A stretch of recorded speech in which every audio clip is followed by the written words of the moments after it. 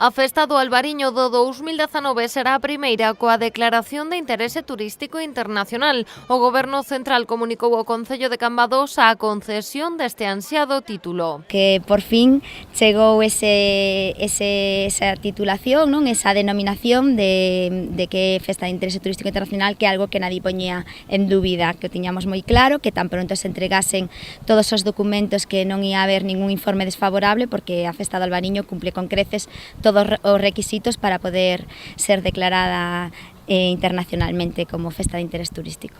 O Concello Cambados levaba anos traballando para conseguir este título honorífico para a súa festa raíña. Trátase da distinción máis alta para un evento destas características e, segundo a alcaldesa, suporá, ademais de máis achegas económicas, saldar unha débeda histórica coa festa. A repercusión, sobre todo agora, das subvencións, non? Xa non solamente as subvencións, sino decir que por fin Cambados ten unha festa de interese turístico internacional, eso é algo moi importante, son moi poucas as que hai en Galicia, e a verdade é que, bueno, o que decía antes, non, eu creo que é unha débeda histórica con esta Festa do Albariño, que durante tantos anos leva sendo festa de interés turístico nacional, pero que sí que realmente este recoñecemento a nivel internacional era algo moi merecido. Nesta zona, a Romaría Vikinga de Catoira era toda agora a única festa que contaba coa consideración de interese turístico internacional. Por iso, dende o Concello agardan que non só beneficia a Cambados, tamén a todo o salnés e os seus sectores económicos. Para a comarca, para o sector, sobre todo para o sector vitivinícola, tamén para